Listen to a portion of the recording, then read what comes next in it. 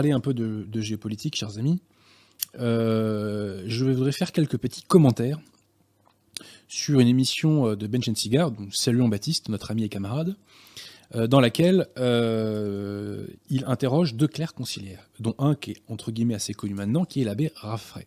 Bon, l'abbé entre guillemets, puisqu'il est l'Institut du Bon Pasteur, et vous savez ce qu'il faut penser de tout cela. Alors, me semble-t-il, certaines réponses des clercs conciliaires méritent, ou plutôt appellent, des mises au point, voire des corrections. Et notamment un point très important concernant l'infaillibilité pontificale. C'est surtout cette question qui me fait bondir, je dois dire. Alors d'abord, on leur demande ce qu'ils pensent de la loi de 1905, et à juste titre, les intéressés critiquent le fait, dénoncent le fait qu'il y a eu des spoliations des biens de l'Église à l'époque. C'est juste, mais il aurait tout de même fallu ajouter que, outre les spoliations, le magistère de l'Église, notamment via Saint Pie X, a condamné la séparation de l'Église et de l'État. La séparation de l'Église et de l'État est infailliblement condamnée par le magistère de l'Église. C'est d'ailleurs la négation, en quelque sorte, de Unam Sanctam. Alors ensuite, on parle de la question du fameux motu proprio traditionis custodes. Bon. Et ce qui est intéressant, c'est que les deux clercs conciliaires sont d'accord pour critiquer ce motu proprio traditionis custodes, et l'un d'entre eux dit même que c'est une catastrophe. Alors là, je dis qu'il y a un manque de cohérence. Il y a un manque de cohérence. Pourquoi ?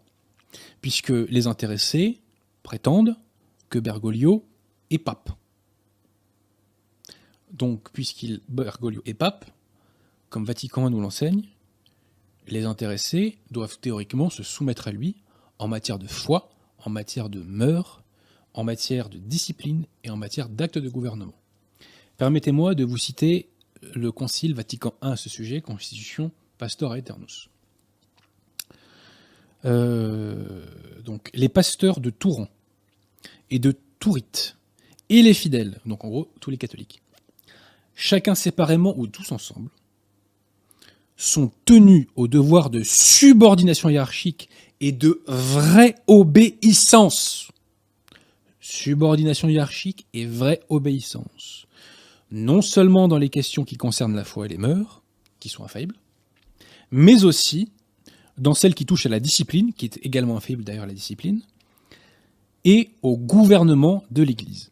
Ce qui n'est pas infaillible, ce sont les sentences pénales et judiciaires de l'Église, mais les règles de discipline en elles-mêmes sont infaillibles. Donc on voit bien, Vatican est clair, tout catholique doit obéissance au pape dans ces domaines-là, donc foi, mœurs, discipline et acte de gouvernement. Et plus loin le Concile ajoute que si quelqu'un conteste cela, qu'il soit anathème. Bon, donc je répète, si Bergoglio est pape, il faut lui être soumis en matière de foi, de mœurs, de discipline et d'acte de gouvernement. Bon. Or là, nos deux clercs conciliaires se permettent de dire qu'un acte d'une personne qui reconnaissent comme étant pape, ce qui n'est pas mon cas, est une catastrophe. Ce n'est pas cohérent. Ce n'est pas cohérent. Alors ensuite, vers 40 minutes, les deux clercs nous disent que la messe de Vatican II, c'est la messe de Saint Pie V. Donc là, c'est un sophisme. Non. La messe qui était encore en cours pendant Vatican II était la messe Saint Pie V, mais la messe dont les germes ont été semés dans Vatican II, c'est la fausse messe Paul VI qui est invalide, et je vous renvoie, chers amis, à mon émission sur la messe Paul VI. Je vous avoue que je suis un peu déçu du nombre de vues qu'elle a fait. En fait, c'est une des plus importantes émissions que nous ayons fait ces derniers temps. Donc vraiment, je vous invite à aller la voir. C'est un livre qui repose sur le livre de l'abbé Secada, qui est l'un des plus grands livres qui est sorti l'année dernière. Voilà, alors, ce qui est très intéressant aussi, on va rester sur la question du devoir d'obéissance, c'est que l'abbé Raffray dit à un moment ceci, que les choses soient claires. Alors attendez, pourquoi il dit ça ? J'ai oublié, excusez-moi. Ce qui est très intéressant, c'est que notre ami Baptiste dit cette phrase à un moment donné, il dit « il y a des gens qui se tournent vers des messes non unacum. Merci mon cher Baptiste. Je précise que c'est pas la position de Baptiste. Mais il prononce la formule choc. Eh bien, pour nous, c'est une conquête. Puisque c'est une conquête de territoire, puisque nous sortons encore plus, je dirais, de l'invisibilité. Voilà. Donc, de l'invisibilité médiatique, j'entends. Donc, en posant cette question, Baptiste, même s'il ne partage pas cette position, nous rend service et je l'en remercie. Et alors, l'abbé Raffray fait une réponse. Il nous dit ceci. Que les choses soient claires. Le catholique a le pape pour chef. C'est le fondement de l'Église, par Jésus-Christ. Donc, on ne peut pas se dispenser de ça, ou alors, on devient protestant, orthodoxe, mais on n'est plus catholique. Un catholique ne peut pas dire « le pape n'est pas mon chef ». Monsieur l'abbé Raffray, pourquoi critiquez-vous le motu proprio s'il n'est pas votre chef? Pourquoi l'abbé Laguérie fait tout un numéro dans présent? Si Bergoglio est pape et qu'il est votre chef, il faut lui obéir? Je ne comprends pas. Je ne comprends pas. Vous nous reprochez d'aller au bout de ce que vous faites également sans aller aussi loin que nous. Principe de non-contradiction, théoriquement. Vous disiez thomiste, je pense, monsieur l'abbé Raffray, donc il faut vous appliquer le principe de non-contradiction. Donc l'abbé poursuit plus loin. Maintenant, ça ne veut pas dire, il ne le faut pas dans l'ex inverse, parce que c'est le pape, il a toujours raison, et je dois obéir à tout ce qu'il dit sans réfléchir. Mais si, monsieur l'abbé Raffray, si, en matière de foi, de mœurs, de discipline, d'actes de gouvernement, vous devez obéir sans réfléchir. Vous ne devez pas vous poser de questions. Moi, j'aurais eu aucun problème à me soumettre à un ordre de Pie XII, de Saint Pie X, de tous les papes, en fait, de l'histoire de l'Église. Mais alors, dans ces cas-là, monsieur l'abbé Raffray, pourquoi chercher à ménager le devoir d'obéissance? Je ne comprends pas. De quoi avez-vous peur? De quoi avez-vous peur? Si ces gens-là sont papes, ils ne peuvent pas faire quelque chose de mal contre les âmes. De quoi avez-vous peur, monsieur l'abbé Raffray? Ensuite, et c'est là où c'est le passage qui suit, qui m'a demandé de faire une grosse mise au point. Alors je précise que le devoir d'obéissance des catholiques au pape est nié par les lefévristes de tout poil, que ce soit la Fraternité Saint-Pie X, les Ecclesia Dei ou les Williamsoniens. C'est pourquoi le chapitre 4 de la deuxième partie de mon livre sur l'apologie de la papauté est une grosse mise au point sur ce devoir-là. J'ai beaucoup attaqué dans le passé les lefévristes sur la question de l'infaillibilité, je ne le regrette pas, il fallait le faire, mais le regret qui est le mien, c'est que je n'ai pas assez attaqué sur la question de l'obéissance, parce que sur l'obéissance, on les coince encore plus facilement que sur l'infaillibilité. Parce que si vous reconnaissez ces gens-là comme pape, chers amis de la fraternité qui m'écoutez, pourquoi désobéir au pape? Un catholique dans l'histoire de l'humanité n'a jamais désobéi au pape sans finir schismatique. Pourquoi désobéir au pape si Bergoglio est pape? Aucun sens. Aucun sens. Bref, je fais une grosse mise au point là-dessus dans l'apologie de la papauté. Et je fais une autre mise au point dans l'apologie de la papauté, que je faisais d'ores et déjà dans l'infaillibilité pontificale, mais j'ai encore creusé dans l'apologie de la papauté, sur l'infaillibilité du magistère ordinaire de l'Église. Pourquoi? On interroge les deux clercs conciliaires à un moment donné donc sur l'infaillibilité, et qu'est-ce qu'ils nous disent? Ils nous disent que le pape, citation, engage rarement son infaillibilité. Alors là, j'ai bondi, chers amis, vous le savez. Et l'abbé Raffray poursuit en disant « Il faut que ce soit en conformité avec la tradition ». Donc là, à ce moment-là, l'abbé Raffray reprend l'hérésie lefévriste, selon laquelle il pourrait se glisser dans le magistère de l'Église ce qu'on appelle les enseignements, enfin ce qu'ils appellent les enseignements inconstants, entendre hétérodoxes, et donc qui seraient non infaillibles, donc, en raison du fait qu'ils sont contraires à la tradition. Et telle serait l'explication des hérésies conciliaires et autres délires. Je le dis, ceci est la négation de l'infaillibilité du magistère ordinaire et universel de l'Église, qui est pourtant inscrite infailliblement dans Vatican, puisque De Filius nous dit qu'il faut le croire de foi divine. Bon. Alors, faisons cette mise au point, car elle est vraiment importante. Et pour ceux qui veulent creuser davantage, permettez-moi de vous renvoyer à l'apologie de la papauté. Le pape est infaillible dans le cadre de son magistère. Qu'est-ce que c'est le magistère? C'est le pouvoir d'enseignement divinement assisté. Et ce magistère papal Ce magistère de l'Église, devrais-je dire plutôt, est composé de deux branches, le magistère extraordinaire et le magistère ordinaire. Le magistère extraordinaire, c'est lorsque le pape définit, lorsqu'il définit par exemple l'Assomption, lorsqu'il fait une canonisation, ou lorsqu'il condamne un hérétique, exemple Martin Luther. Bon. Ça, c'est le magistère extraordinaire. Condamnation dans un jugement solennel, j'entendais. Et ensuite, il y a donc l'infaillibilité du magistère ordinaire, excusez-moi. Donc le magistère ordinaire universel, c'est lorsque le pape enseigne. Le magistère ordinaire universel, c'est l'enseignement de l'Église en union avec le pape.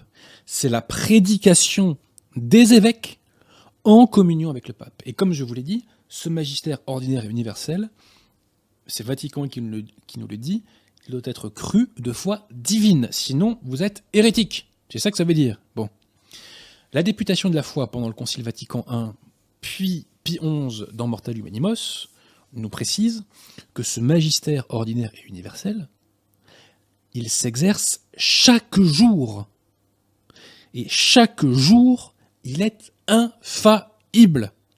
Chaque jour est infaillible la prédication des évêques en union avec le pape. Chaque jour est infaillible l'enseignement universel de l'Église en union avec le pape. Chaque jour. Et je précise que Pie XII dans Humani Generis nous enseigne que les encycliques font partie de ce magistère ordinaire et universel. Et qu'on leur doit notre assentiment. Donc, quand l'abbé Raffray et l'autre clerc conciliaire dont le nom m'échappe nous disent que l'infaillibilité s'engage rarement, ils ne connaissent pas le Concile Vatican I. Et ce qu'ils disent est contraire à la foi, car l'infaillibilité ne s'engage pas rarement, l'infaillibilité est quotidiennement engagée à travers le magistère ordinaire et universel de l'Église. Il est contraire à la foi de dire que le pape est rarement infaillible. Un pape est quotidiennement infaillible. Ce qui signifie que, lorsque Bergoglio, dans Amoris Laetitia, qui est une exhortation apostolique qui s'adresse à l'Église universelle, officiellement, donc on est dans le cadre de l'enseignement universel de l'Église. Amoris Laetitia, lorsque Amoris Laetitia, enseigne que les concubins, donc qui ont des relations sexuelles en mariage, vivent en état de grâce, officiellement, je dis bien officiellement, c'est infaillible. Puisqu'on parle de morale dans le cadre du magistère ordinaire universel, c'est infaillible officiellement. Bon. Lorsque Bergoglio, dans Laudato Si, nous dit que le Christ, au moment de l'incarnation, s'est uni non pas seulement à la nature humaine, mais à la Terre, à la planète Terre entière, officiellement, il est infaillible. Parce que c'est une encyclique, Pie XII nous dit c'est du magistère ordinaire, et le magistère ordinaire, eh bien, c'est infaillible en matière de foi et de mœurs. Et là, vous me suivez mon regard, mes amis. Vous suivez mon regard. Pourquoi il est doublement coupable de nier l'infaillibilité du magistère ordinaire de l'Église? Premièrement, déjà c'est une hérésie, donc voilà, mais c'est une hérésie qui fait que vous ne savez pas sur quoi repose la foi catholique. Car il y a des pans entiers de la foi catholique qui ne sont pas dans le magistère extraordinaire, mais qui ne sont que dans le cadre du magistère ordinaire et universel. Donc déjà, c'est se couper de pans gigantesques de la foi. Petit problème. Petit problème. Et le deuxième problème est le suivant. C'est que l'infaillibilité du magistère ordinaire et universel de l'Église, c'est l'arme que le bon Dieu nous a donnée pour démasquer la secte conciliaire.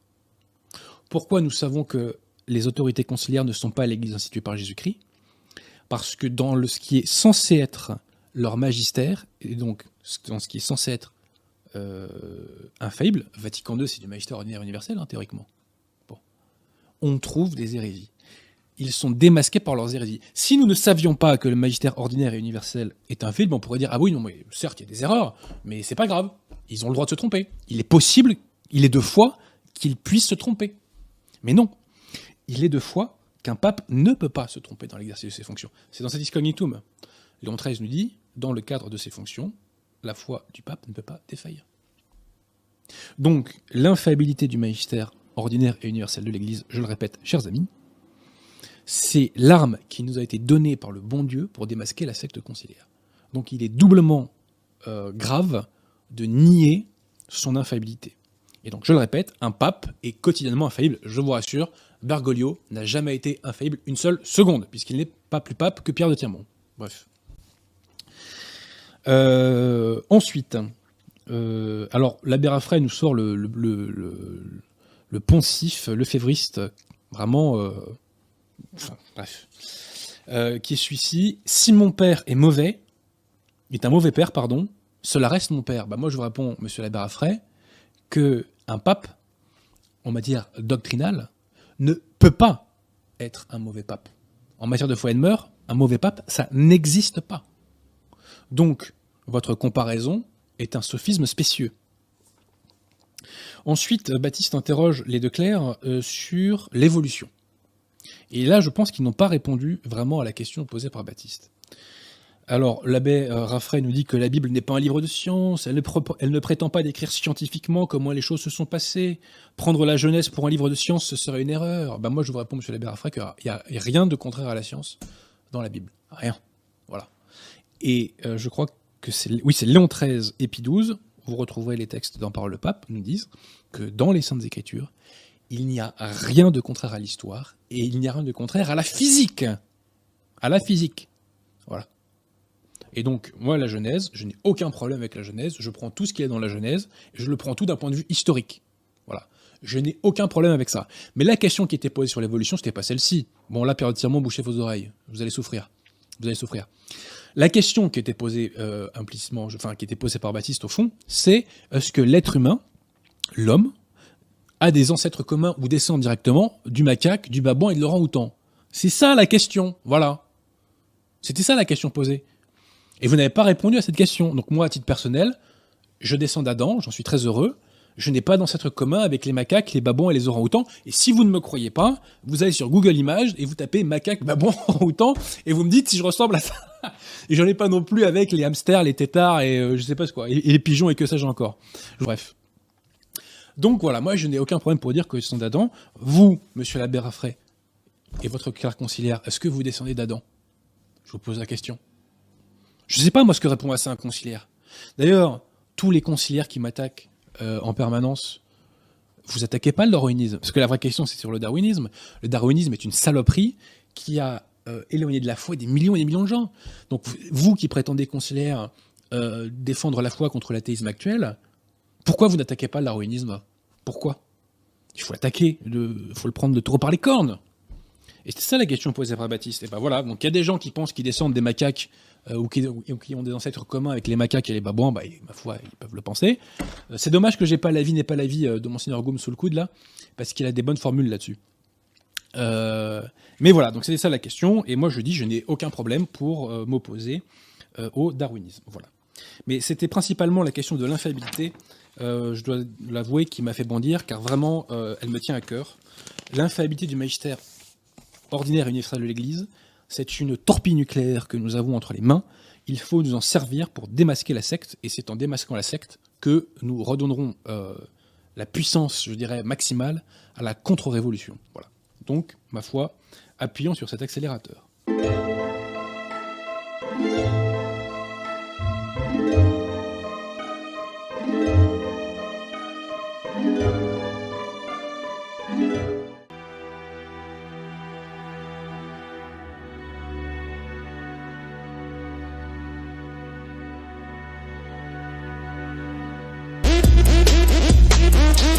Con los terroristas. Ey.